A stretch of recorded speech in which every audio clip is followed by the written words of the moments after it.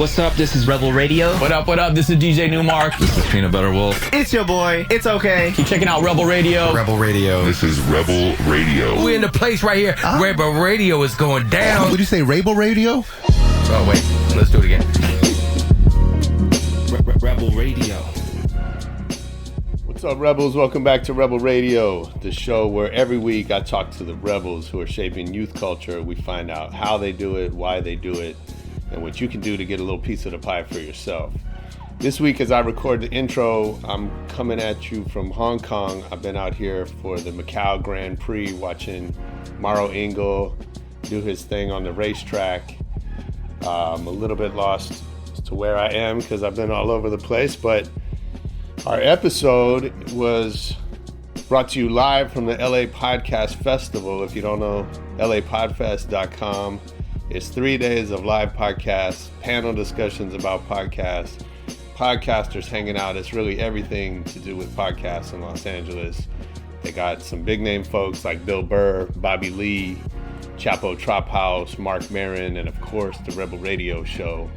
And my guest is one of the organizers, the founders of the LA Podcast Festival. I went right to the top and got one of the dudes that put the whole thing together, Dave Anthony. He's a really funny comedian, and he's also the host of the Dollop, which is an American history podcast that's way funnier than it sounds. I've been listening to a few of his episodes, and he does a great job of making history something that you might actually want to listen to. My favorite is an episode called Disco Demolition Night. If you're not familiar with the history of disco, there's just some great stories there, and it follows a guy, for any baseball fans, a guy named Bill Veeck, who was owner of the Cleveland Indians and Chicago White Sox, and just apparently an insane dude who had something to do with disco. So anyway, make sure you check that out, and of course, first, let's get into the interview with Dave Anthony after our EDM.com track of the week.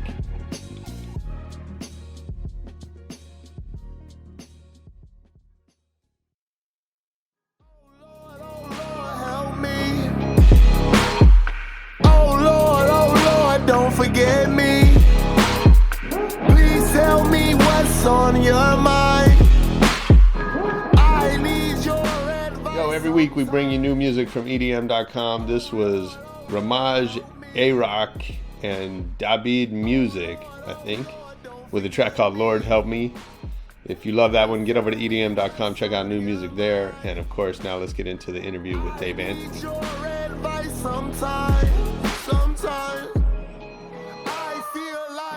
What's up, guys? Thanks for being here for Rebel Radio Live at the LA Podcast Festival. You guys know Dave probably better than you know me. I'm Blur of the Podcast Festival. Yeah, I mean, we went right to the top and got the guy that makes this whole thing happen. I like the guy in the front row who just nodded. He just went, yes. They're gonna cheer you on as we go. This is crowd participation, so I'm just gonna ask you all questions. Dave, thanks for making time to talk to me. I let a couple of our listeners know that I was talking to you, and I heard. Oh. Well, so he's fucking great. Oh, that's good. My listeners have really foul mouths. People also have strong opinions about me one way or the other. But I like your stuff, man. I've been listening to your show, The Dollop. Thank you. And the new album. Oh, yeah. Which is called Hothead. Right. Thank you. Correct. Everyone There's here. a quiz throughout this. And so far you're doing really well. It's great. And what I like about your comedy is that you're really political, but you're not just a political comic. On the album, there's a lot of really personal stuff. Yeah. Family stuff. A lot of it's mostly family. That album's mostly about my dad. And then the podcast is about history. You've taught me about a lot of things that I had no interest in learning about. Yeah, that's about right. And somehow made it really interesting and funny. Yeah, it's I like telling stories, so I like to work things into a story. Yeah. And I think that it makes history more palatable for an audience, because I think most history is just shittily told, you know, and then clearly there's also a lot of stuff we don't tell. Yeah, of course. Of course. And you know, I listened this morning to the Ross Perot episode. Oh yeah. Which that was a foretelling episode. yeah, totally.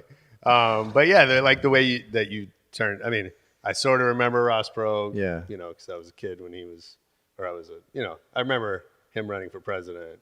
Yeah. But like I did too, and I actually, when I go back on my own and I'm like, oh my God, even I didn't know this stuff. Like it's crazy because we just kind of catch the surface stuff, right? And then if you dig down deep, it gets weird. So weird. So weird. So we're gonna dig deep into you, and hopefully we'll get some weird stuff out of that. But I always like to start with how you got started. So do you remember the first exposure to comedy, or the first comedian that really got you excited? Well, so for me, I was Saturday Night Live was the thing I started watching, and then after which era? So it was Bill Murray, in Chevy Chase Right years. Yeah. Yeah. So I started watching that, and then after that, there was stand up. Evening at the Improv was on TV. Yeah, it was on right after Saturday Night Live. I don't remember that. And so as a kid, my parents let me stay up, and I would just, I would usually fall asleep watching stand up. Yeah. And that was when I was super young. And at that point, I just decided I want to be a comedian. And Is that I right? never really deviated. Was there a particular comic that made you feel that way? I don't think so. There's just weird comics. You would know, like this guy Fred Wolf, and guys sort of stood out as sort of being super unique and weird instead of just like the mainstream guys. Yeah. Those guys always kind of pop for me, but they're mostly guys you wouldn't know. But I also grew up in San Francisco, so we had all these great comedians. We had Bobcat, we had Robin, we had Greg Proops, and so there was just this amazing collection of comedians, by far the best in the country. Yeah. Yeah, I grew up there. I grew up in San Francisco too. Yeah, so you know. So M. Dung in the morning. Yep. Was the morning radio guy, and he always had a ton He of had comics on. comedians, and then Alex. Oh God, what's the other guy's name? But there's another radio station that had tons of comics on. So there were two, and so you would just listen to them, and they were just letting comics kind of go wild, which sort of doesn't really happen now. So what was your first time on stage? The first time on stage, I went to a bar in a place called San Rafael, and I think I just started college. And I went down. They watched these comedians, and I was like, "Well, these aren't very good." And a couple were good, and one woman went up, and she's an Asian woman, and I was like, "Ooh, she is fucking terrible." That was Margaret Cho. Oh yeah, and she is terrible. And they just all these comedians who then went on to do things, and it was just this weird little open mic. And I went up and just I like literally read off of paper the jokes I had. Do you remember a joke? No, I can't remember. What people always ask me. I wish I still had it. I can't remember anything, but they were really bad jokes. Yeah. And then afterwards, Greg Barrett came up to me and gave me a list of open mics, and then I was off and running. Yeah. Yeah. And what was did you get some laughs? I got laughs. I couldn't sleep. I was just so jazzed that night. And then the second time I did it, I totally bombed. Yeah. Which is actually really common. I've heard that quite a bit. Yeah. On this show, that the first time goes pretty well. Second time, no. Yeah. Well, then you're like, well, I'm gonna fucking own this place. Right. And then you go up and you're like, oh, this is hard. Yeah. Turns out.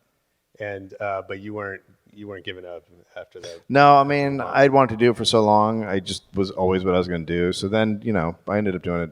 Just going to open mics and different things 6-7 nights a week. It was like all I did. Yeah. It's funny when people talk about TV from back then, like Twin Peaks or whatever. I'm like, I don't know. I was out. Right. I didn't see any of it. Yeah. It's probably a better way to live. Yeah, I think so. So, what was the break? Was there a moment where things got easier? I mean, no. I mean, stand-up wise, it just got easier over time. But as far as show business, I mean, I didn't have success until really recently. Yeah. Yeah. I was definitely, I was going to quit for a while. So for me, I was definitely a long road kind of guy.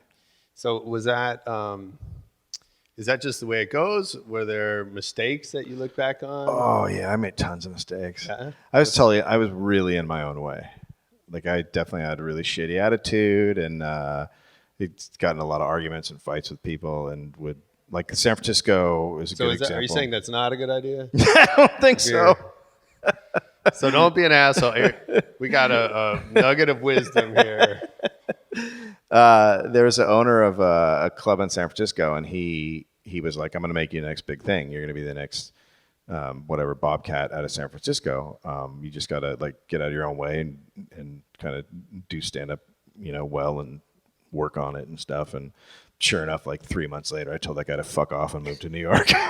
Like that. Nice. That's just the kind of stuff I did. But I was just self-sabotaging, just constantly self-sabotaging. Yeah. Which is not great. No, that's gone. Well, how'd you make that change? That changed when I had a kid.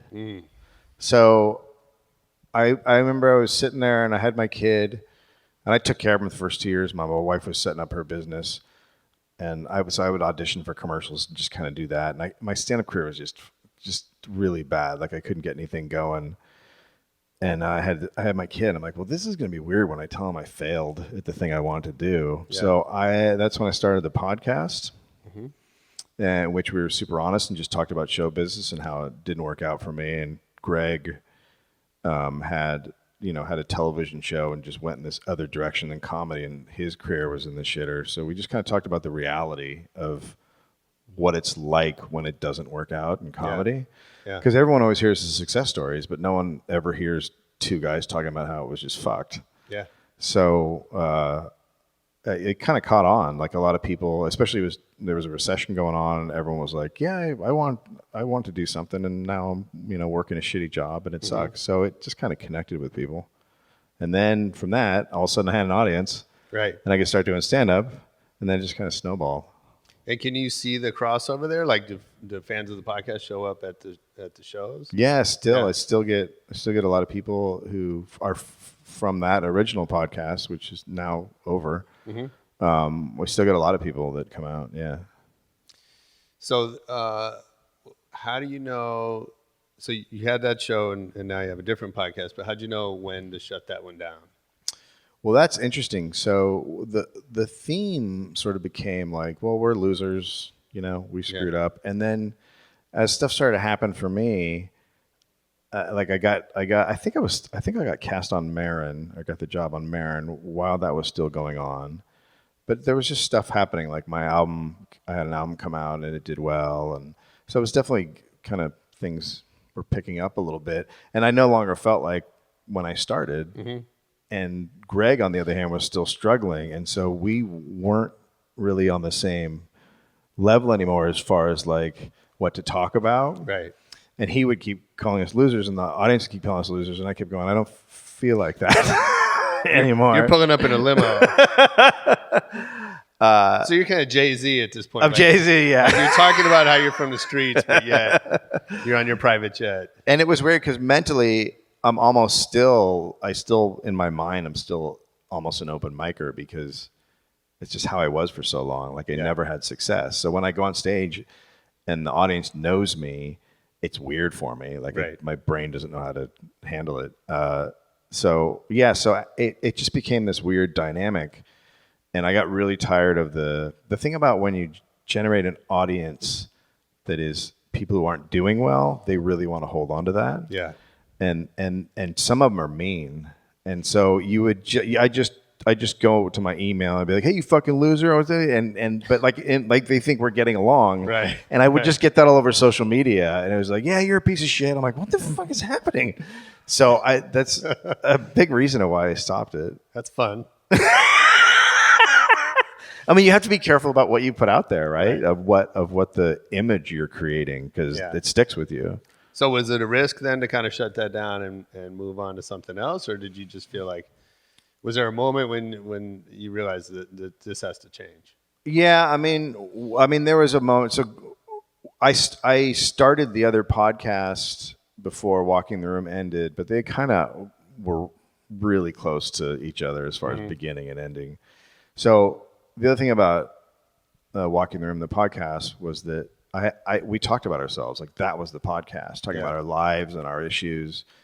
And after a while, you just don't want to talk about yourself anymore. Like it's just exhausting. And also, everyone knows everything about you. And when it starts to get more popular, like I don't know if I want people to know all this stuff. So I've always been interested in history, and I just thought it'd be cool to do a podcast that had nothing to do with me.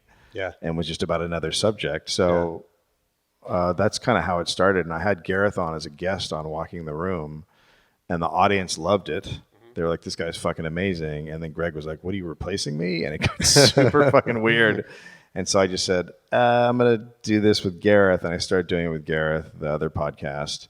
And then at the same time, the thing with Greg just kind of, it felt like a natural time to end it at that point.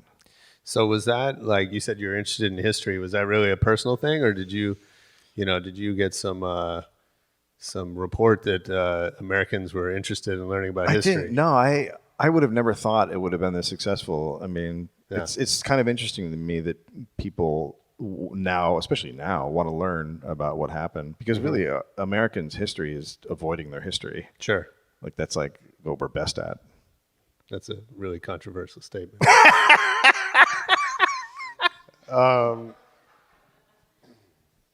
What I like about you and Gareth is you're kind of the straight man. Yeah. So you read the stories, right? And then he just says he's stuff. the funny guy, and it's and for me it's just super easy. Yeah. Like there's no weight on me. I just have to write the story, and sometimes I'll go in and go, this one's not that funny, and he's like, okay, I gotta take it up a notch. And he doesn't know what you're going to talk about, right? I don't think he's ever known one subject that I've talked about. That's cool. Yeah, we found a real dummy. That's hard to do. Is it hard to, like, do you have to censor yourself then to kind of give him space? Sometimes, but usually not really. Like he's sort of just like this force of nature, and he kind of takes over. And it's funny, when we have a guest on, we do live ones, sometimes the people are just staring at him because they don't know what to do, because he's just right? Yeah, it's crazy to watch. He's really, he's a pretty unique talent. Yeah. Yeah. And was there a moment when that kind of took off, or was it just from the beginning? It really hit from the beginning, but I was about 8 months in or something, where it was like, oh, this is a thing. And it first took off in Australia, but that's because I have connections down there. I'm pretty good friends with a very successful comedian down there, and I would do his podcast a lot, so it kind of created this audience down there. Interesting. And so it really took off. And the big thing about that is Walking the Room was super dirty. Like we were just filthy. Yeah. And there was a lot of in-jokes. So by the time, if you just went to episode 99, you'd be like, I don't know what's happening at all. So with this, people would just send me messages going, I can finally tell my relatives about something you do. So I think it took off because it was more for a broader audience. Sure. Yeah. So how did the festival come together?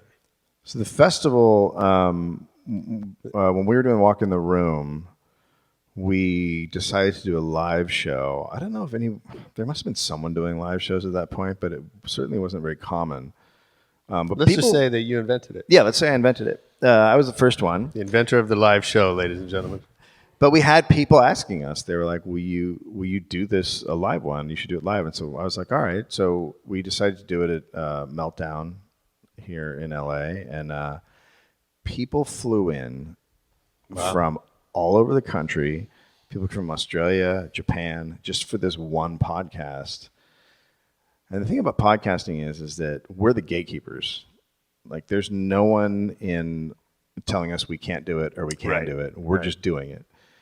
And so my first thought when that happened was someone's going to start a festival, and then we're going to have gatekeepers again to get into festivals. Mm-hmm. And I just thought that podcasters should start a festival. And so I called up Graham and Chris, who have a podcast, Comedy Film Nerds, and we sat down and talked about it. And then Andy Wood came aboard, who ran Bridgetown. I don't know if it's still going. But so then we just were like, let's get this going before someone else does. Mm-hmm. And sure enough, when we announced it, we did it through a Kickstarter. And right away, like there were 2 or 3 networks that reached out to me and said we were just about to start one. Yeah, I'm sure. Yeah. Yeah. And now they are. Now they're all starting them. You know, Right. and there's a conglomerate Yeah. that's trying to drive all the podcast festivals out of business. Yeah. So, Awesome. yeah, it's good. What's been the biggest surprises? You guys are pretty open on the website about some of the challenges At the festival. of the festival. I mean, the biggest thing is this. I think it's Sinclair. I can't remember who it is, but this conglomerate Yeah. who came in last year and did a festival 3 weeks after ours, upped everybody's prices, took away a bunch of our acts that had said yes, and then they did it to New York this year Nice. because they're cool. Yeah. So that's been a big challenge. Getting the word out's a big challenge. It's interesting. You realize, well, podcaster, the whole idea is like, well, there's no advertising you need to do because it should be built in, right? Right. But then you find out podcasters want to promote their own events. Sure. They don't want to promote someone else's, so they end up not promoting it. So it just gets, there's a lot of sort of tricky stuff like that. And then as far as, we tried to broaden it and do streaming, and it worked great the first year, and then the second year it totally fell off. So yeah, you run into these things you don't really expect. And then Trump hit us really hard Is that right? because usually we get a few sponsors that helps us pay for everything, and last year nobody was spending money. All the Right. advertisers were like, no, we don't want to do anything. Everything just kind of shut down because they were all freaked out about Trump. Sure. Yeah, so he's good. He won, by the way. Is that right? Yeah. I did not know that. That's amazing news. It's funny. Every time I go to a lot of, conferences, festivals, whatever, and I always run into somebody who's like, we should start our own thing. This Always. is like everybody feels like it's such an easy thing to do. It's so fucking hard. Yeah. And it takes so much time. So what would you want what would you want somebody to know before embarking on an endeavor like this? I mean, the amount of work that goes into it is far beyond anything you can imagine. And there's so many little tiny things that are popping up that are costing you time. But the number one thing about running a festival is it's exhausting the amount of time you put in. Yeah. And then, you do have to bring in experts because festivals are a really weird thing and you kind of have to know how to run them. So you do have to bring in someone, and then you're kind of losing power of what you started. Right. And choices are being made. And you're like, I don't know if that's a good choice, but they say that that's what we should do. And then it turns out to be the wrong thing. You're like, oh, that was a lot of money. Huh. Right. But time's the number one thing. It's going to be a huge suck of time. And you don't make a lot of money off of it. Like, Right. we really haven't. The reason we did this was to keep it out of, the real reason we started this, keep it out of the big companies' hands. And number two, keep the cost of the festival pass down for the audience. And those are probably both going away. Yeah, sure. Yeah. I always find partnerships interesting because Yeah. it seems like such an impossible. I mean, the reason I'm a stand-up is because I don't work great with other people. Yeah. I mean, But you do this with partners. I do, and we bump heads. Yeah. Like, there's totally been tons of bumping of heads. One partner left, but when you come down to like picking podcasts, everyone has different opinions on what it should be, and they have different likes and dislikes. And you're like, that's a shitty podcast. We shouldn't do that. And then they pick it, and no one comes, and you go, "See, I told you it was a shitty podcast." So it's just, it's. A lot of it's just your own personal opinion of how shit should work, and you're not always right. There's definitely been shit I haven't been right about. So what have you learned about partnerships through this experience? That's a tough one. I mean, you really have to step back and trust in them, and even if they get it wrong, you got to go, yeah, but I get stuff wrong. Right. So you just can't hold anything against each other, because if you do, it's totally going to unravel. You have to work together, or else the thing will split apart. Yeah. That's it. No, that's hard. I never understand how guys can be in a band together, Right. because the bass player always wants to sing. And then once that guy starts singing, the band breaks up.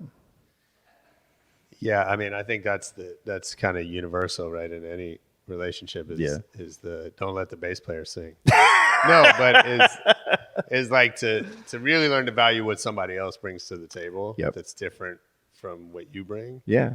I think everyone in this group has a different sort of thing that they're good at. And, I think right now it's working. I don't think this podcast has suffered because of the way the partnership has worked at all. I think it's been pretty successful. Yeah. Yeah. And we brought in Simon last year, who's been great. Yeah. Because at some point you're like, well, we are just comedians and we kind of don't know what in the fuck we're doing when it comes to the business of festivals. Right. So we brought in a guy who ran a huge festival and he made tons of great changes. Yeah, Simon's a pro. Yeah. Super good at it. So I've noticed on your social media. Well, there's a lot of it. There's a lot between your personal stuff and the podcast, and I imagine somebody else runs the festival stuff. Yeah, I stopped running. I tried to run the festival stuff last year. It was too difficult. So how do you? Well, first of all, how do you manage all of that? And barely. Okay. And how do you know what's adding value? That's interesting. So I think with the cool thing about social media is it's kind of pretty quick that you find out what's working and what isn't. Yeah. Like with the political stuff, like I was for a long time just doing jokes and, blah, blah, blah. And my following wasn't going up. But when I got political, it just took off. Yeah. So, you realize like, well, I'm a comedian. People want opinions and most people won't like them, but there's going to be a group that do. And really, you don't need everyone to like you. You need like 5 or 10% of people to like you. And then you have a following. Yeah. And I think a lot of people don't get that. As far as, I'm lucky that I'm in comedy because that's pretty instantaneous, right? And then with podcasts are an interesting thing. I think I really benefited from being friends with people who are famous. I think Will Anderson in Australia is really big. Patton Oswalt is really big. And those guys promoted my stuff. Yeah. And, you can't really, that's just luck. All right, everybody out there, go make famous friends. That's your assignment. It's a hard piece of advice, but make famous friends. Yeah, that's hard. But, that's just networking, right? Yeah. So, and also that's like the reason I was friends with those guys is perseverance. I did end up sticking around. I never quit. Right. And had I quit, I certainly wouldn't be. I mean, that's how I got Marin. Mark knew where I was. He knew that I wasn't working or anything, but he also knew that I was a writer and that I had lived the life of a comedian who wasn't that successful. He's like, perfect. You're the perfect guy for the job. Yeah. So, you just kind of stick it out. So you say networking, but I think for a lot of people that's sort of a dirty word. It is. Right? It has this connotation of some asshole with a business card or whatever. Yeah, I mean, it's not really that. To me, networking is more like you sort of find like-minded people in your business and people you get along with, and you like their work, and hopefully they like your work. It's not like trying to get. I've never been the guy going to a party to just get to meet people or all that shit because that's just tedious and I don't know what that leads to. Like, they know you, but then what does that mean? Right. So if you're hanging around people or you get to know people, which you can now just do online. Like I have a ton of people I know online that I'm friends with that I don't know in real life who will promote my stuff. And so you kind of just collect people around you that are the same or you enjoy their art or whatever it is they're doing, and that's your network. It's not the handing out card bullshit. Right. That's what agents do. Yeah. And they're terrible people. Do we have any agents in the audience? That guy, I think.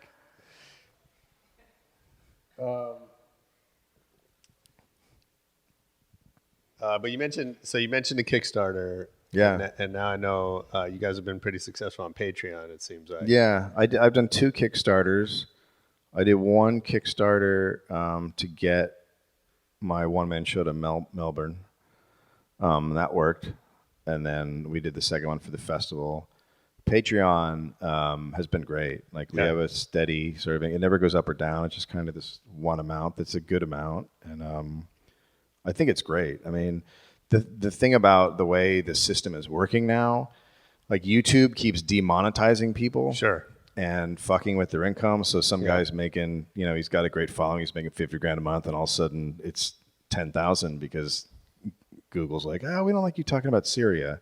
Right. And then all of a sudden that guy doesn't have income. So if you're on Patreon, that's not going to happen. You have to worry about them cracking down on you because of your content. Yeah. They don't care. Yeah. And so it's sort of way out of that mess because I think it's going to happen more and more with Google and other places cracking down on your content if you do anything outside the norm. Yeah, I mean, I think it really speaks to the issue of being media, where someone's selling ads against your content. Yep. Versus sort of selling stuff directly to people. Totally. And I think we get confused about the difference between those two things. Yeah, for sure. But they seem really different. Yeah. It's a weird world, and it's so rapidly changing in the past year or so with that stuff. Yeah. Google just did it again. I think they called it half demonetizing. Oh wow. And someone else talked to me like, they just killed me overnight. It's like, you got to drive everyone to Patreon, and even Patreon's like, it's what they do is great, but it's a VC company, and there's a bunch of dickheads that run it, but for us it works. Sure.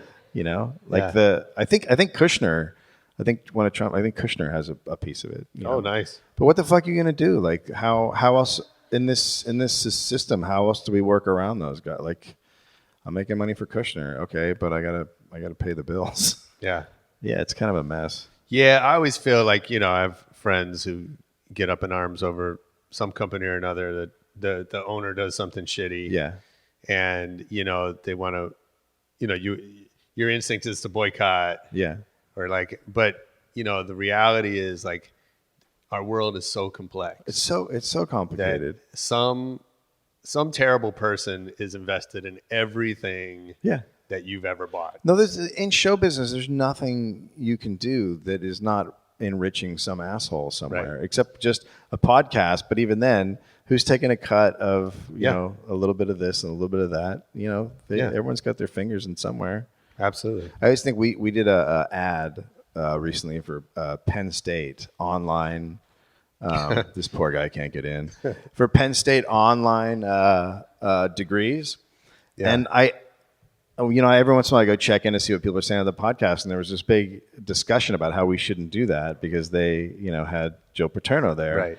And I was like, I want people to be able to figure out how to get an education. I don't really give a shit. Like, this is literally talking to a person who might think, oh, fuck, I might be able to better myself here, and I live way out in the middle of nowhere, but here's a chance.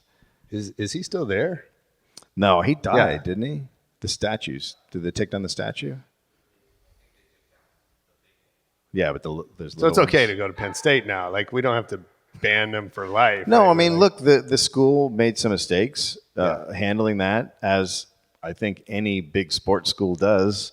Of course. And it was a super bad situation, but it's also like, what about people who need an education? I think that's more important. Oh, fuck the people who need an education. Can't do that. So, but you do have advertisers, as you said. We have advertisers. We talked about that, whether to go, because there's a model that people do, which is the Patreon model, which is put out an episode to the public, do a private one for Patreon people.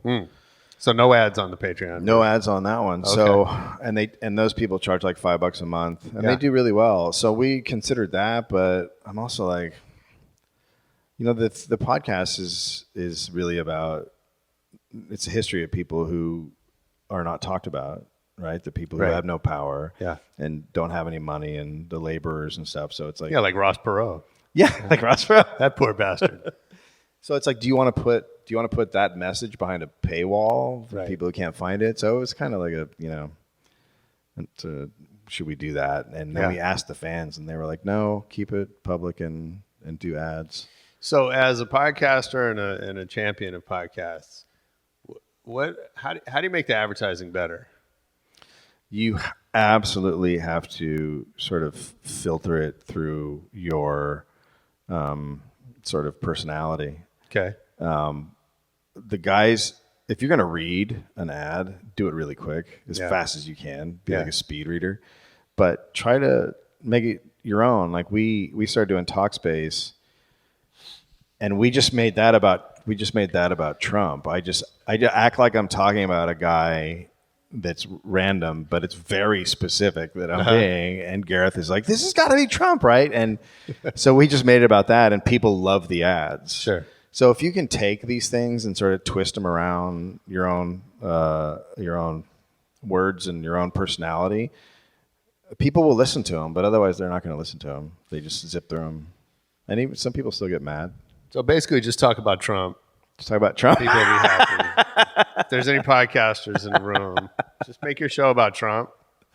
It'll all work out. But when we do like Blue Apron or whatever, we talk about cooking together and just stupid shit to try and make it funny. I mean, we're comedians, right? So try to make it funny. Yeah. Yeah. Whatever you do, try to bring that into it. Is there something that you would want advertisers to know when they're approaching podcasts? Yeah, the ones that give you copy that's really strict and rigid, you're begging the audience to fast forward and not listen to it. Yeah. Like you have these are podcasts. The podcasts are really just about the truth. They sort of taken the veil down of show business and the sort of robotic way that radio's done. And so why would you thrust that on podcasts? Mm-hmm. Just give them the best ones that just give you bullet points. Hey, can you talk about this? Right. Or we'll send you this and can you talk about the experience? And then, that caters to what the people like, which is the personality of the actual podcaster. Yeah, we have ads on this show, and I kind of just like ignore the copy. Yeah.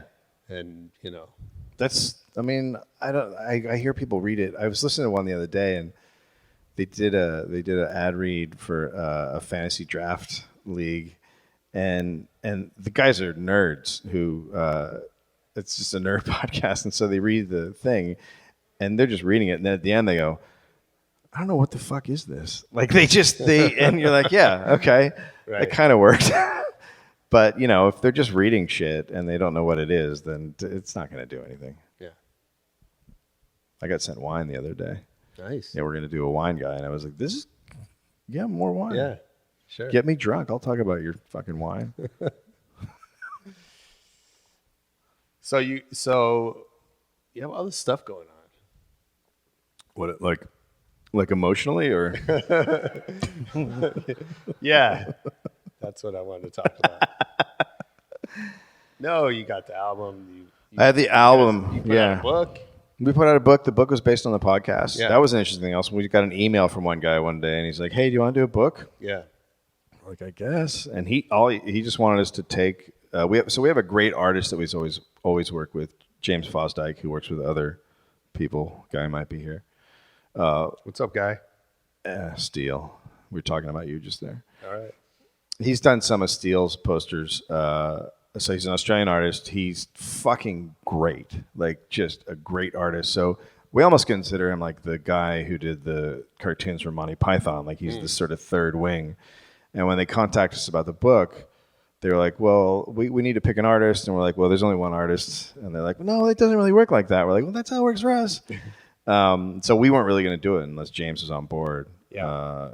So he came on board and then was just like, they just wanted us to condense the ones we've already done.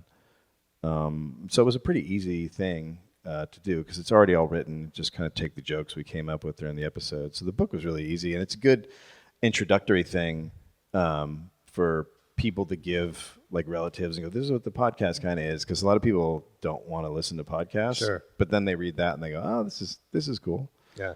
So yeah, the book was cool. The album is super personal. Basically, it's a lot of the stuff that we talked about earlier, which is just self-sabotage and why I did that and how I got over it.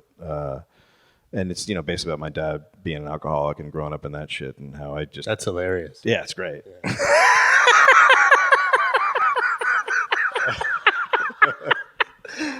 So it's about the hilarity of an abused child. Yeah.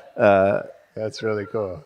Yeah, but it's like I needed to sort of do that album before I can go on to the next stuff. Yeah. And that was the one-man show that I got funded through Kickstarter. So I have ended up recording that. I have a buddy whose kid is a musician. Yeah.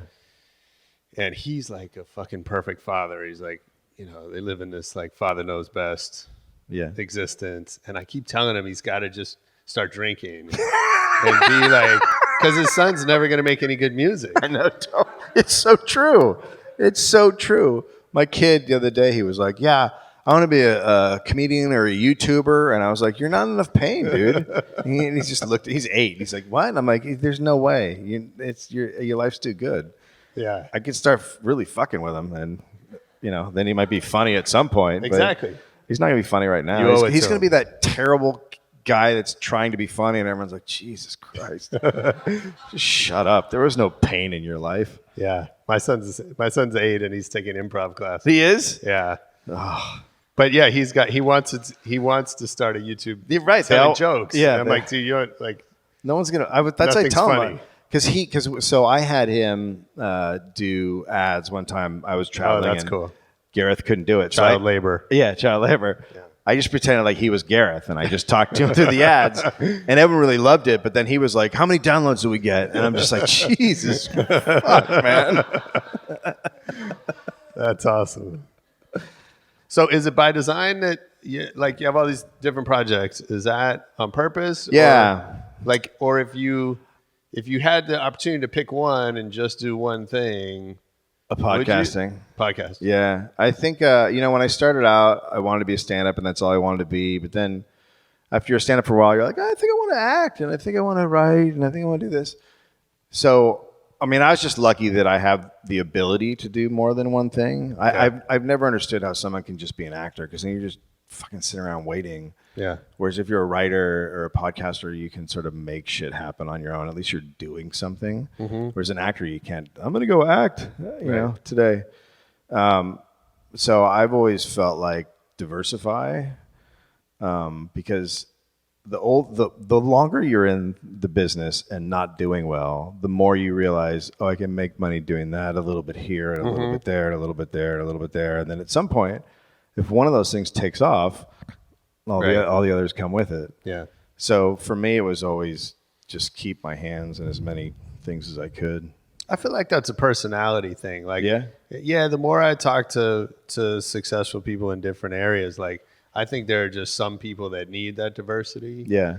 And other people that need to focus on one thing. Yeah, that makes sense. I think it's definitely hard to juggle all these balls, I'm sure. I have to tell my agents, I can't go out for acting for 2 months because I have to do this, and then I'm not taking any writing jobs right now, but once this is over, I'll do that. And it's a whole kind of keeping the plate spinning thing. Yeah, I bet. Yeah. Well, I have a little lightning round that we like to finish. Oh, fuck. I did not. Be ready. Well, you didn't talk to my manager about this, I thought. I ran it by your publicist. Could you imagine if I ever had a publicist? There's someone tried to come into my agency. I used to book all the gigs live, and I just can't do it anymore. So I had an agent take it over, and there was a gig that wasn't going well, and they're like, "We're going to bring in our PR person," and I was like, and she started telling us ideas, and I was like, no, and then that was the end of the PR person. That's hilarious. Once in a while, I get a guest whose publicist wants to see the questions first. Oh, fuck. And I just send them some shit, and I don't use any of them. Yeah, good. That's awesome. Because, they're doing their job. And that's what they're supposed to do. Yeah. Fuck it. I've had one guest who the publicist wanted to then review after. And Yeah. Did I you just said no. Yeah. Oh, good. Yeah. Has anybody ever asked to take stuff out? Yeah. I usually offer. Yeah. Because, it's not that kind of show. I'm not trying to trip anyone up.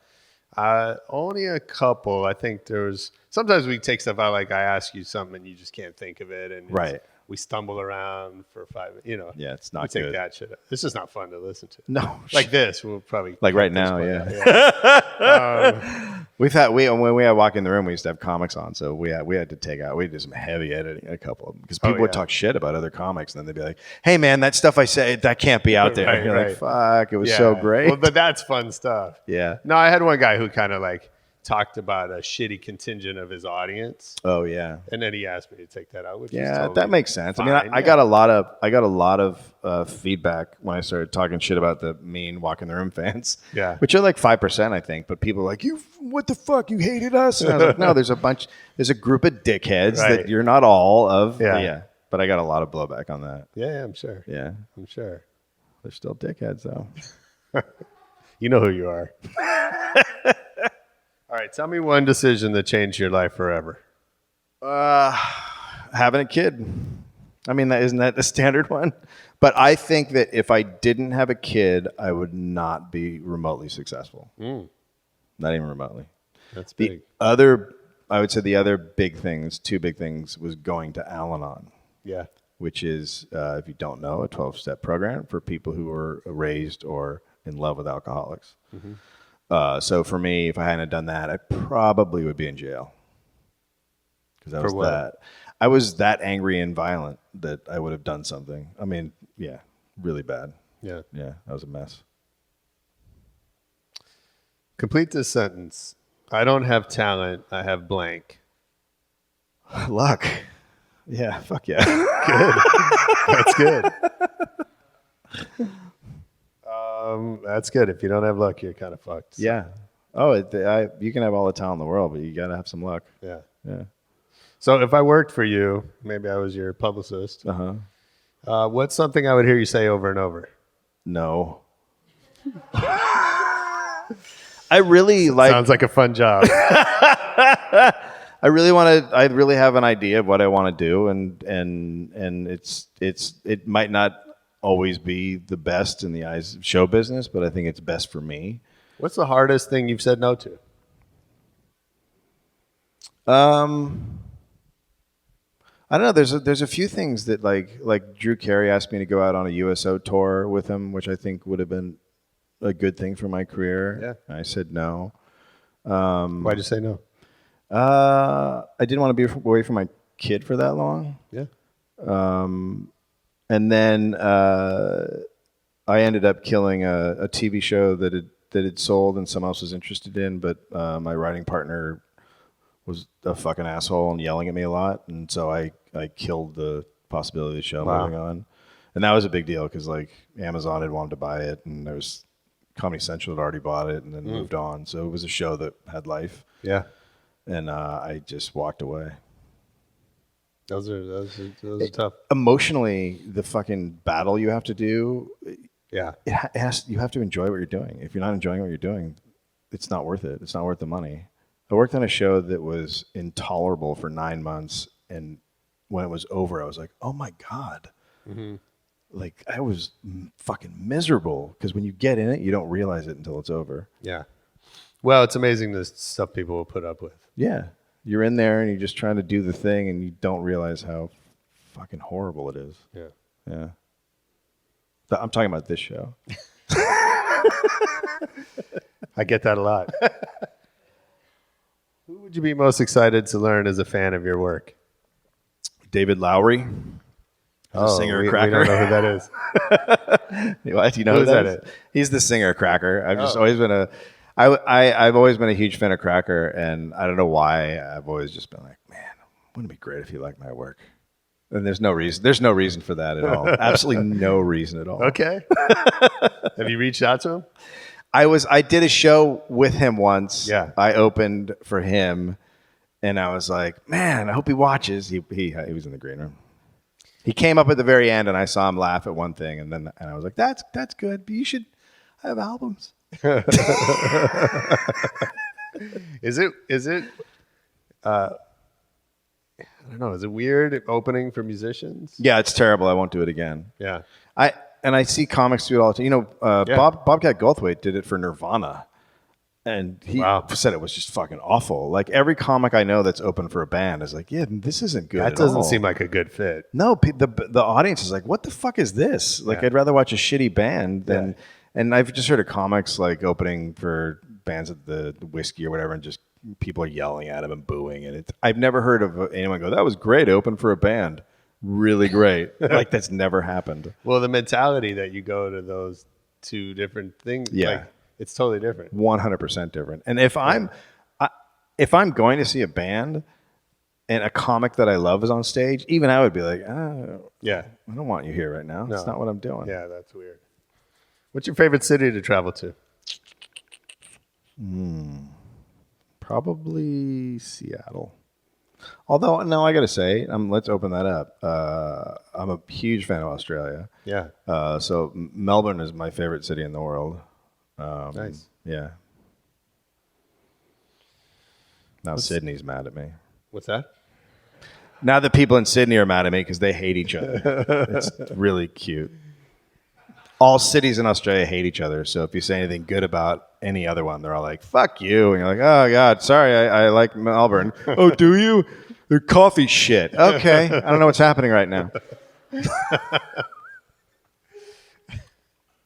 What's the last great book you've read?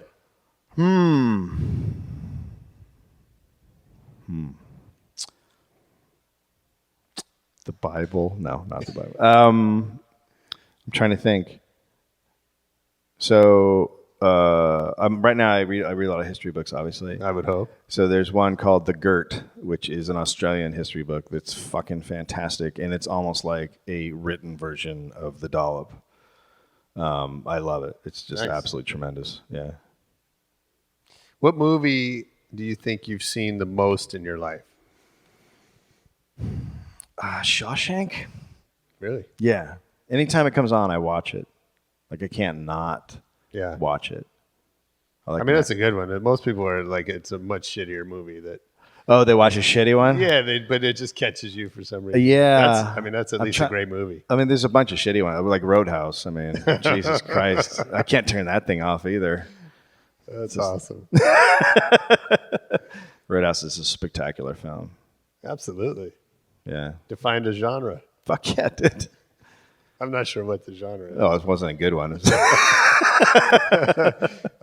Shitty Patrick Swayze movies. That's right. For 200. He was fucking a doctor. That's cool. Got the bad guys. It's true. Sam Elliott didn't make it. Spoilers. Okay. What's your favorite live show band you've ever seen? Jawbreaker. I don't. What just happened? Oh yeah. Oh, All thanks. right. I got Jawbreaker applause. fans I got in the applause. house. Yeah, I got to go with Jawbreaker. Yeah, that's it. Where'd And you see him? Primus is pretty great too. I used to watch Jawbreaker around San Francisco area, East Bay and stuff, just different places. Yeah, yeah. I think that was then, and I'd say them, Primus, and Superchunk put on the best shows. Cool. Obviously, that dates me. A little bit. And Lady Gaga. I heard she's opening for Primus on the next tour. Oh my God, what a show that would fucking be. Right? It's happening. No, I saw Primus. All they did was selling a Seas of Cheese like 5 years ago or something. And Yeah. just that was fucking amazing. Nice. Yeah. Dave, thanks for doing this. Thank you for having me. This was great. I mean, I feel like the audience didn't do their part, but That's think all right. we We did. punch it up in post. That sounds great. You guys are going to sound awesome. So we find the Dollop. yeah, On Dollop, iTunes? Dollop's everywhere. Yeah. Anytime you got a podcasting catcher, whatever they call it. Right. And then my album's on all the digital sources. But I get the most money from Bandcamp. Go to Bandcamp. Buy Yeah. the album. And then I do a podcast festival. That's true. I don't think I have anything else going on. Right? Album. Yeah, that's it. Oh, book. Yeah, buy the book too. United States of Absurdity. Yeah, that's on. United States of Absurdity. Yeah. It's on digital, and then you can get the actual book in your hand. They still do that. What is that? It's a thing. It's I don't know. It's something you can keep papers from flying off a desk. Oh, It's wow. windy out. Yeah, it's good. That must be new. Cool, man. Thanks for doing this. with Thanks I for having me. appreciate it. Yeah, Right on. it was fun.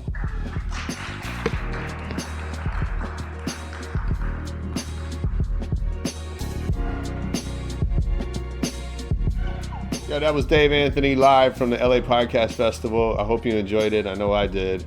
Make sure you support our sponsors, upside.com, audible.com, all that good stuff. Leave us a comment on Twitter at Rebel Radio Net. Hit us on our Facebook page. Do something. I don't really care what you do, but make sure you come back next week for more Rebel Radio. Peace.